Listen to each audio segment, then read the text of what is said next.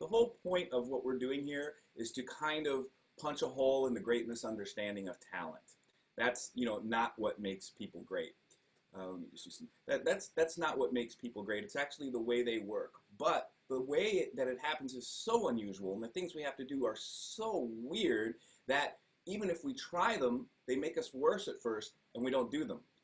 You can imagine how few people would actually do that, think it's a good idea, keep doing it, then look for more really weird ideas that don't look like they work, and use them for long periods of time. I've found, somewhat unscientifically, that that's the amount of people who we think are really talented and gifted and perform really well. That's really what it is, and researchers have found that.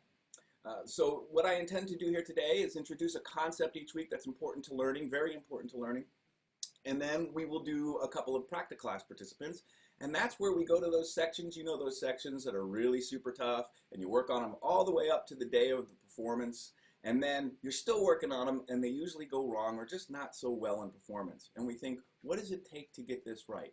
And what it takes is just changing the way you practice a little bit. So we'll take one of those sections that we might have been struggling with for weeks, we'll make it faster, cleaner, stronger, better, easier to play in about 20 minutes.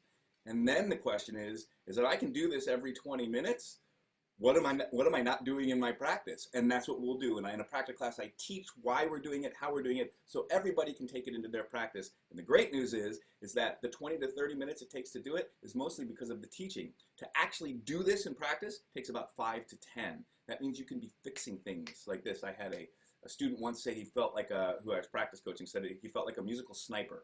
He would just set up his problems and take them out. Set up his problems and take them out. Think about practicing that way instead of the old play and pray method. I'm just going to keep working on stuff and I hope I have it by my recital. So that's what we're going to do here.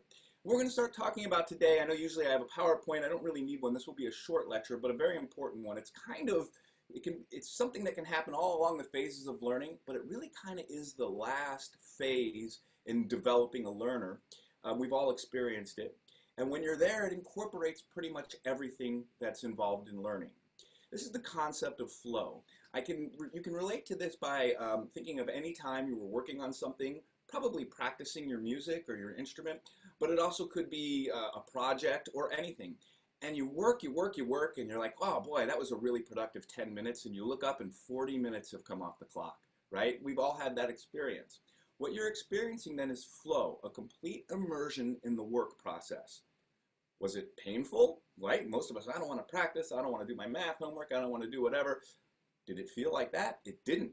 It felt good. In fact, it felt so good, you forgot where you were, who you were, what you were, you forgot everything, time stopped, and you were totally immersed in learning, in problem solving. It's the highest state of learning, and it's also, one researcher argues, and I agree, the highest state of enjoyment for the brain. So I'll start with that statement. The good news is that it appears the brain is designed to crave high-level problem solving and cognition. After all, that is how humanity has advanced over the course of time. But the price of this productive state of enjoyment is persevering through the initial unpleasant stages. What you'll see today when we work are some of the initial unpleasant stages. As you start to gain skill, what happens when you do, and I'm going to tell you how to do this, when you're doing flow is, your skill is here, the problem is here. Then you do this. And the problem does this. So really, if we look at it kind of linearly, it looks like this. Skill, problem.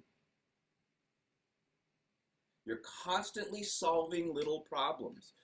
Do we remember the process for solving problems? Deliberate practice. This is what gets you, I'm going to explain how this all works. This is what gets you into flow. It's really, why is it hard to do this? Because it's hard to motivate yourself to think that hard. But flow feels good, doesn't it? You were self-motivated while you're in flow. And research shows that focus is better maintained if we're doing something we choose rather than something we're forced to do. But if we're in flow, even if we haven't chosen to do that, we're in that state where we feel like we want to do that. I hope that's not too confusing. So this takes care of the whole motivation part too. So the question is how do we do it? I want to quickly give you the name because it's important. Mihai Csikszentmihalyi, I want to share a little graphic I have. He's got the hardest to pronounce name in psychology. So here's a little aid for you there to help. Mihai Csikszentmihalyi has spent his whole career trying to figure out what this is and how to do it. And he has figured it out. His work is amazing. I do recommend his books on flow. He's got numerous ones and doing it in different areas. I found very helpful the one, Flow on Business, because if you're rehearsing a group or you're rehearsing a class, it's like organizing a business. And he's right. He's got it all laid out and it works. So what is going on here? It appears he says that flow is the highest state of enjoyment for the human brain. He makes a distinction between pleasure and enjoyment. Enjoyment being in flow, being really engaged in what you're doing. Pleasure, lying on a beach, playing a video game, texting someone just for fun. Pleasure is important. I'm not saying we shouldn't have it, but it's different than enjoyment. We really love learning. Some of you might find that hard to believe, but it's really true.